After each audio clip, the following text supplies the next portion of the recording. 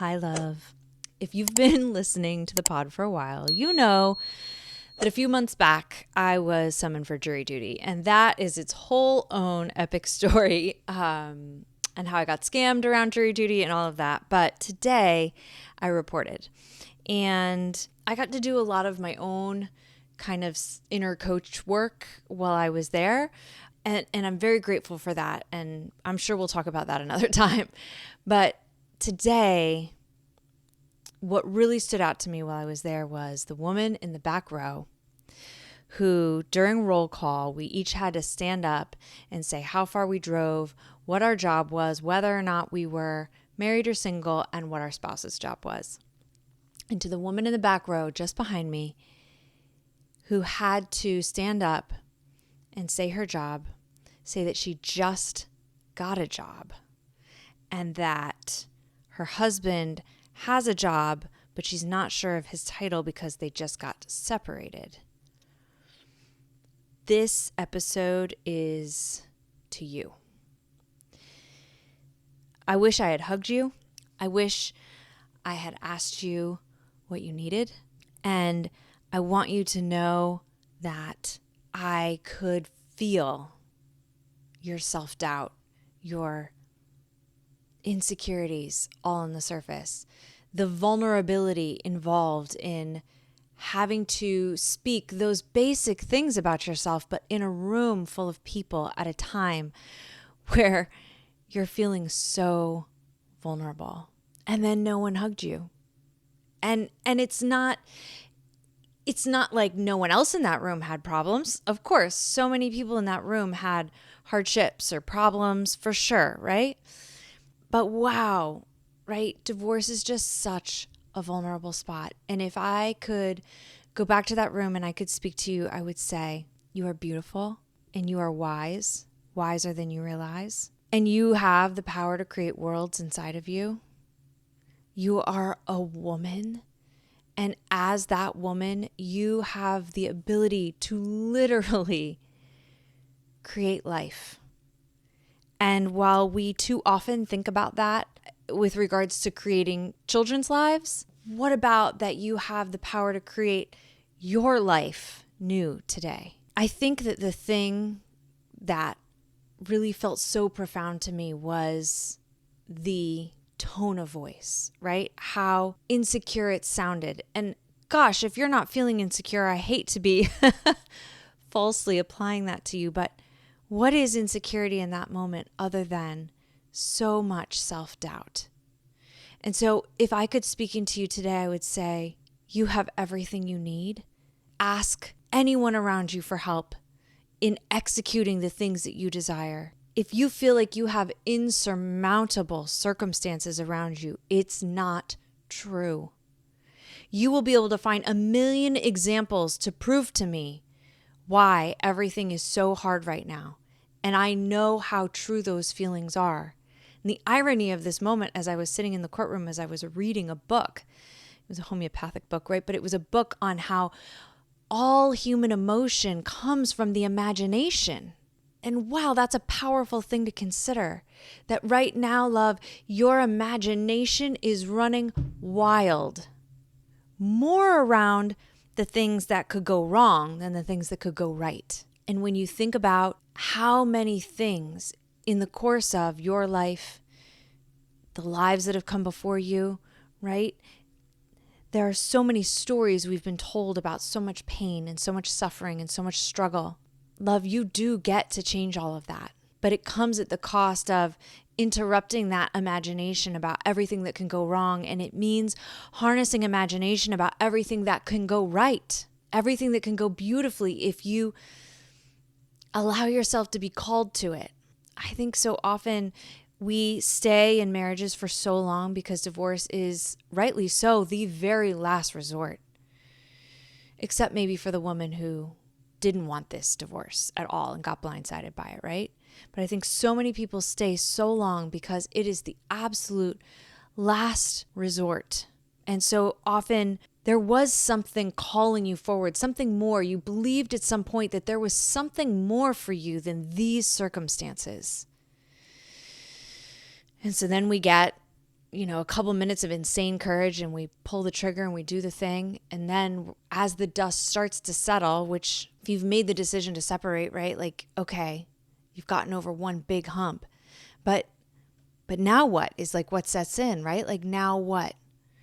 And there are so many moments that feel too big to overcome, too big. But the reality is most of the time those things feel so big because of how powerful our imaginations are. I want you to think about, I want you to imagine, love, to my new best friend in the back row.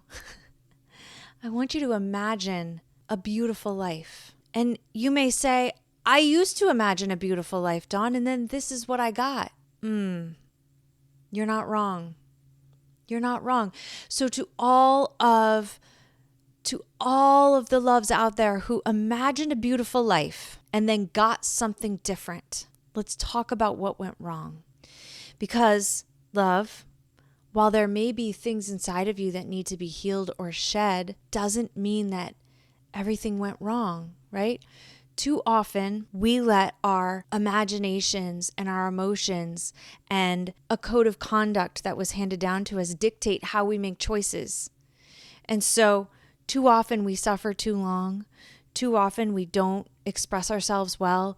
Too often we don't live into our dreams. We settle for what we think life has to be, right? So, love, if you dreamed for a beautiful life, no, that's not just enough. It's not enough to just dream about a beautiful life. So what I want you to do next is to dream again. Dream again about a beautiful life, but then as you step onto the path of that beautiful life, I want you to care enough about how you feel to make sure you feel joy every day. I want you to care enough about how you feel to make sure you express yourself honestly every day, that you don't hide who you are, that you don't soften the edges of your you-ness to fit in places, that you don't allow yourself to shrink in order to make other people feel better about themselves, that you don't settle, that you take on solutions, tackle solutions, right? Find solutions and use them consistently. Right? So love, if you used to dream of a beautiful life and then somewhere it broke down, I want to ask you, how well were you loving yourself and how much love from others were you letting in? And what does that look like today? Right? How well are you loving yourself today and how much love from others are you letting in? Now, it's easy to say, there's not as many people around me who love me well as I would like. That's part of recalibrating your dream, right? Part of recalibrating your dream sometimes means dreaming big and then making sure you put people in your path who are going to support you in that big dream, who are going to love you well in that big dream. And often that means stepping outside of your comfort zone and finding people who are going to see you differently, who are going to treat you differently. It means going and be vulnerable, and it means looking in places that maybe you're not used to looking. So many of us keep going back to an empty well and expecting our cups to get filled. So too often we keep asking for love from the places where for this moment, it's just not quite available. And then we're back in the circle of feeling disappointed and rejected and like we're not good enough, right?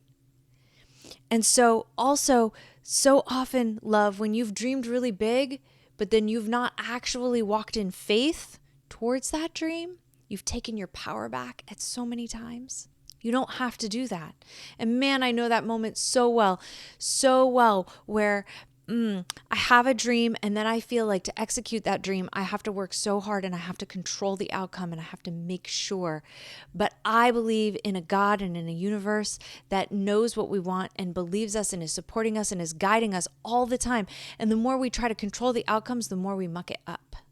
So love, if you used to dream and then you got this and you're afraid to dream again, because you don't know if it's going to work, I want you to know that today, even though on this very day, the things that go on in this planet seem heinous and horrible and insurmountable, that actually the flip side of that coin is that what goes on this planet today is we know so much more about mental and emotional wellness. We know so much more around manifestation. We know so much more about how to discern anxiety from intuition.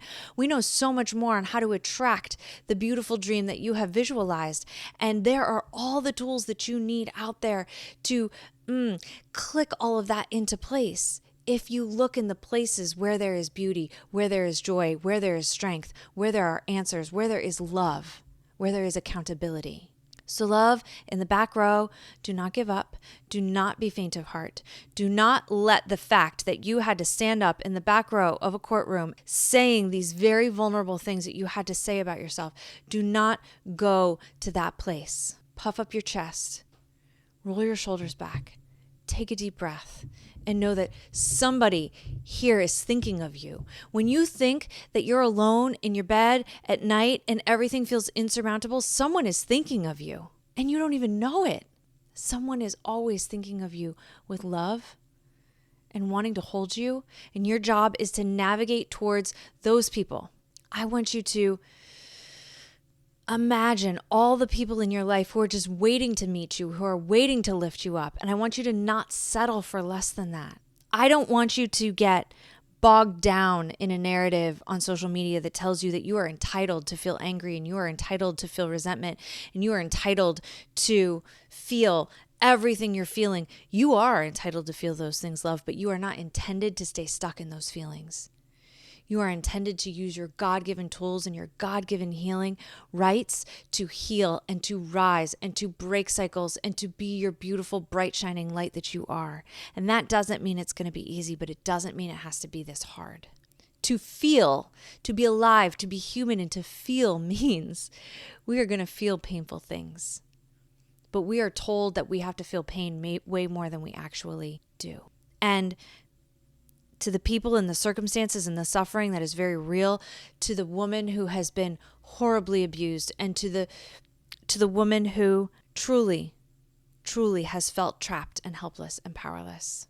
I can only imagine the layers of conditions, the layers of suffering that you have experienced.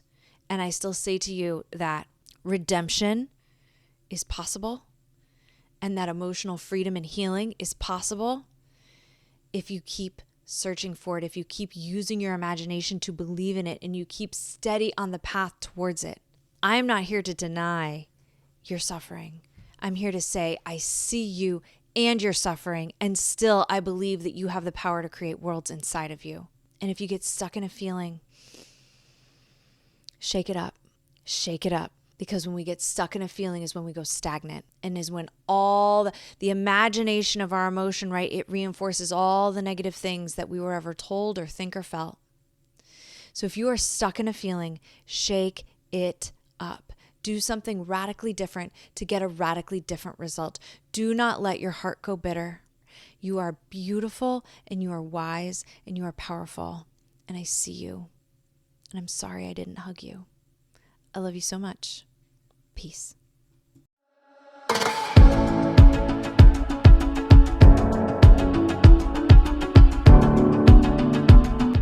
Dear Divorce Diary is a podcast by My Coach Dawn. You can find more at mycoachdawn.com.